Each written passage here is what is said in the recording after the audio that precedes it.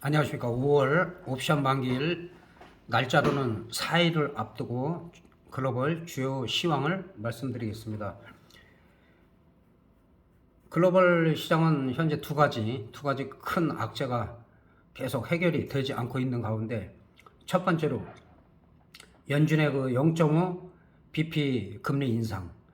이거는 뭐 작년부터 계속 대두됐던 문제인데 결국 0.5 bp를 올렸고, 그다음에 파월 의장이 그 FOMC 회의 후에 그 기자회견에서는 가장 우려했던 0.75는 올리지 않겠다, 그런 시기는 아니다라고 못을 박았습니다. 그래서 일시적으로 급등을 했지만은 또 그 다음에 불안한 그 시장에 해결이 되지 않기 때문에 다시 급등락을 거듭하고 있는 상황입니다. 0.5bp는 2000년 5월 이후로다가 22년 만에 최대 폭의 인상입니다. 근데 양적 완화로 인해서 그 천문학적인 돈을 글로벌 시장 거의 전체에 풀다 보니까 이건 어쩔 수 없는 선택일 수밖에 없습니다. 그리고 특히 6월 1일 날짜로 8조 9천억 달러, 그러니까 우리나라 돈으로 환산하면 1경 한 1200조 정도가 되겠죠. 그 대차 대조표 축소, 그 부분이 또 시행이 되면 또 일시적으로 또 시장이 충격을 받을 수밖에 없어요. 그래서 아직까지는 제가 늘 말씀드린 대로 추세적으로 상승하기보다는 바닥을 어디까지인지 바닥을 확인하는 단계다, 그렇게 볼 수가 있겠습니다. 인플레이션 자체가 지금 40년 만에 최악의 인플레이션이다 보니까 어쩔 수 없이 금리 인상을 할 수밖에 없고, 그 폭에 대해서 이제 0.75에 대한 우려가 있었는데 다행히도 그거는 없었지만은 0.5 bp를 인상함으로써 앞으로도 그 금리 인상 속도가 좀 빨라질 거라는 그런 소식 때문에 시장이 좀 출렁이고 있습니다. 또 한 가지는 아직도 러시아 우크라이나 전쟁이 해결되지 않는 가운데 5월 9일 날이 그 러시아 2차 대전 전승일이에요.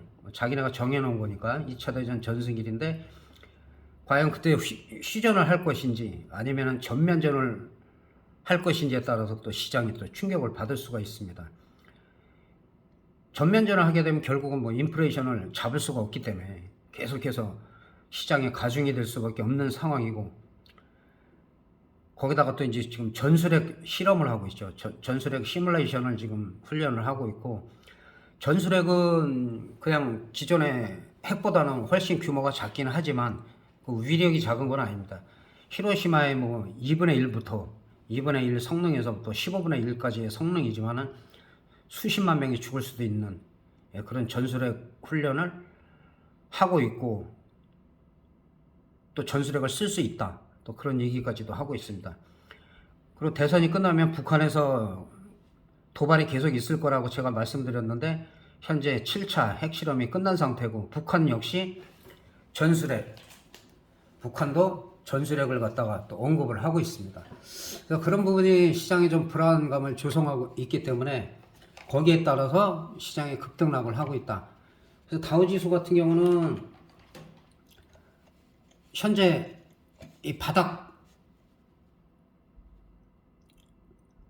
2월 23일에 이 바닥은 다행히 깨지지 않고 있어요. 여기까지 내려온 밑골이 달고 올라가더라도 지난번에 이 쳤던 이 안에서 있을 때 대각선 추세선을 현재 이탈한 상태이기 때문에 최소한 되고 34,000에서 34,500 위로 올라가야지 1차적으로 좀 안심이 될 수 있는 단계인데 이 부분에 가서 계속 맞고 떨어지고 있는 상태입니다.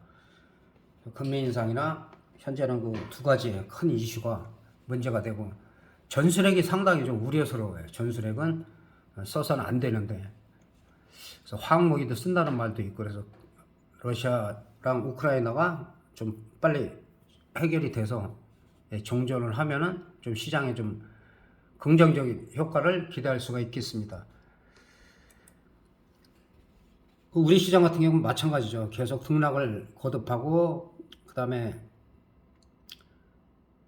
최근에 5일은 뭐 올라갔다 하더라도 또 갑자기 추가적인 0.75로 인상을 안 한다고 해서 이렇게 시장이 좀 분위기가 좋았는데, 지속적인 또 인플레이션 압력이라든지 금리 인상이 더 속도가 빨라진다. 예, 그런 분위기만 나오면 또 이렇게 시장이 급락을 하고 있어요.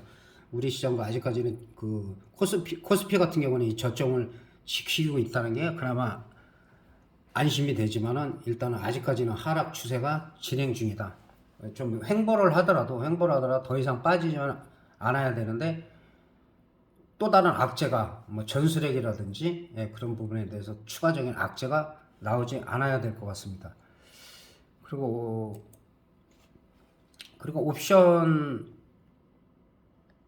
옵션 만기가 지금 날짜로는 나흘밖에 남지 않았어요. 다음 주 목요일이기 때문에 시장이 상승을 좀 보여주다가 좀 이 정도에서 횡보를 하면 좋은데 또 개파락했죠. 개파락해서 항상 개파락을 하면 이 갭을 메꾸는 과정이 좀 필요하기 때문에 월화 정도에 이 갭을 메꾸느냐 하락하더라도 이 저점을 깨지 않느냐 그 부분이 상당히 중요한 상황입니다.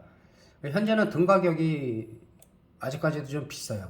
등 가격이 한 4점대를 등 가격에서는 4점대를 유지하고 있기 때문에 아직까지 좀 비싸다. 이렇게 본다면은 월화가 크게 터지기보다는 월화 정도는 프리미엄을 좀 많이 죽여서 한 3점대 이하, 그래서 2점대 정도로 만기 전날 가면은 지난달처럼 또 하루 전이나 만기 때는 중박 이상이 나올 수가 있는 상황이다. 그러니까 옵션을 살펴보면은 30분 봉으로 일단은 좀 보겠습니다. 옵션도 저점에서는 제가 항상 저점을 깨지는지를 봐야 된다. 올라가더라도 아직까지도 계속 저점이 깨지고 있어요. 그래서 지금 등 가격에서 한 2호가 정도 보면은 콜옵션 같은 경우 352 1점대 좀 안정적인 거를 보면은 아직도 바닥이라고 볼 수가 없어요. 이게 더 깨질 수가 있기 때문에. 그래서 만기 전날 352 같은 경우는 한 3분의 1 토막 이상이 났다. 그러면은 그때 가서는 또 한번 흐름이 나올 수가 있지만 현재 분위기상은 그닥 좋지가 않고 아직 바닥이 확인이 안 됐다. 풋옵션을 보면 한 341을 보면 풋옵션도 마찬가지죠. 저점에서 지난번에 한 뭐 700% 정도 상승을 했다가 그 다음에 최근 금리 인상 여파로다가 많이 올라간 게 아니죠. 시장이 급락한 거에 비해서는 뭐 한 300%도 올라가지 못했기 때문에 많이 올라갔다고 볼 수가 없고 풋옵션 마찬가지로 바닥을 확인했다고 볼 수가 없어요. 바닥이 좀 확인이 돼야지 그 다음에 좀 적극적인 옵션 매수를 할 수가 있다. 그리고 월화 정도를 어떻게 흔드는지를 보고 만기 전날에 양매수 타임이 올 수도 있어요. 만기 전날 양매수 타임이 올 수도 있다. 양매수는 뭐 약간 개파락을 하던 어느 정도 횡보할 때 비슷한 가격을 양쪽을 사가지고 최소한 200~300% 이상이 올라가면 한쪽에서 완전히 수익이 나기 때문에 너무 빠른 청산보다는 어느 정도 저항선을 확인을 하면서 매매를 하는 것이 좋아 보입니다. 그리고 현재 상태에서는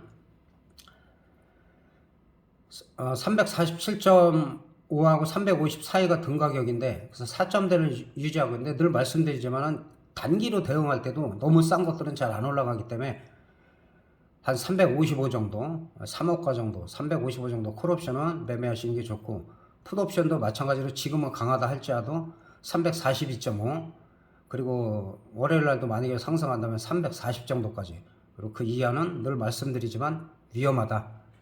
터지더라도 위험하기 때문에 승부를 볼 때는 이제 월화가 지지부진했다. 어느 한쪽에서 뭐 300% 이상이 나오지 않았을 때, 그 다음에 어느 정도 횡보를 하거나 했을 때 만기 전날이나 만기날 중반 이상이 나올 수가 있다는 거. 그럴 때가 양매수 타임입니다. 그렇게 보시고 늘 말씀드리지만 옵션 만기일은 상당히 위험하기 때문에 지나치는 외가격보다는 좀 안정적인 행사가 될 수 있는 가격에서 좀 한 2호가 3호가 정도를 매매를 하고 만기일 날은 한 뭐 2시 반이나 그 뒤에 파동이 상당히 빨라지기 때문에 매매를 일찍 끝나는 게 좋습니다. 어느 정도 수익이 났다 그러면 더 욕심내지 말고 빨리 중단을 하는 것이 좋습니다. 터진다고 해서 뭐 1000%, 5000% 막 터진다 해서 그걸 바닥에서 끝까지 다 먹을 수가 없기 때문에 어느 한 구간 올라가든지 내려가든지 기회가 오기 때문에 어느 한 구간을 수익을 올리면은 관망을 좀 오래 하고 그리고 매매를 어느 정도 하면은 만기 전날이나 만기 날은 매매를 빨리 중단하는 게 좋다. 계속 쳐다보고 있으면 계속 하고 싶잖아요. 특히 파생하시는 분들은. 그래서 수익을 올렸다가 손실을 보는 경우가 많이 있기 때문에 다시 한번 말씀드립니다.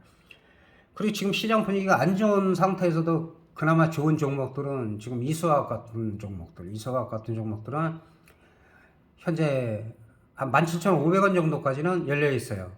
근데 17,500원 부근에 가서는 또 한번 눌릴 수가 있다. 눌릴 수가 있지만은 16,500원, 15,500원이 지지가 되면은 또 재상승할 수가 있다. 그리고 늘 저희가 말씀드린 종목 중에서도 그나마 요즘 시장의 추세가 다 무너졌는데 강한 종목들은 삼성 엔지니어링은 지난주에도 양호했습니다. 이렇게 어려운 시기에 지금 선방을 하고 있는 것이고 외국인들이 지금 기관들을 많이 사고 있기 때문에 그리고 이 두 라인 항상 이 두 라인을 돌파했을 때는 추가 상승이 가능하다. 요거는 시간이 조금 걸릴 것 같아요. 현재는 지난주에도 제가 썸네일에서 월화는 현금화가 중요하다. 그러니까 현금화는 요새 같은 경우 70% 이상을 현금화하고 그 다음에 뭐 단타 일부 그 본인 능력에 맞게 전혀 지장이 없는 범위에서 단타하고 그 다음에 우량주를 한 주, 두 주, 다섯 주 뭐 여력에 따라서 그렇게 꾸준히 모아가서 뭐 올해 내내 힘들 수는 없거든요. 그러니까 어느 한순간에 한 달이든 두 달이든 또 하반기 가가지고 상승을 하게 되면은 그때 가서 우량주들은 충분히 수익이 날 수가 있기 때문에 그런 매매를 하시는 것을 추천드리겠습니다. 대한항공도 지금 나쁘지가 않습니다. 대한항공도 좀 글로벌 시장만 좀 안정이 되고 그 코로나도 이제 완전히 종식이 되고 그 해외여행 자유화 되고 하면 뭐 선두주자로 올라갈 수가 있는 종목이기 때문에 괜찮습니다. 한국전력 같은 경우도 지난번에 거의 뭐 8.5%면 대단히 오른 거죠. 대단히 뭐 최근에 뭐 작년 올해에서 최고로 올라갔다가 좀 이건 당연히 눌림목이고 그리고 지난주에도 어려운 상황 속에서 선방을 했다는 거. 옵션 만기일이기 때문에 4일이 남은 상태이기 때문에 월화 정도는 흐름을 잘 보고 적극적인 그때부터 사실 뭐 만기주에 터지면 월화수 3일 동안 터지는 경우가 있고 아니면 월화수를 흔들다가 만기일날 터트리는 경우가 있고 그 다음에 이제 월화가 지지부진하면 수요일부터 좀 변동성이 크게 나타날 수가 있어요. 근데 지금 등가격 기준으로 봐서는 좀 비싼 상태이기 때문에 월화 정도는 좀 많이 흔들고 수요일 오전까지만이 그렇다면 오후에는 한번 노려볼 만해요. 그때는 양매수 타임이 올 수가 있다는 거 말씀드리고 그리고 만기 전날 옵션 하시는 분들이 좀 많이 계시니까 다시 한번 제가 설명을 드리도록 하겠습니다. 이번 만기 일주일 남긴 시황은 이것으로 마치겠습니다. 대단히 감사합니다.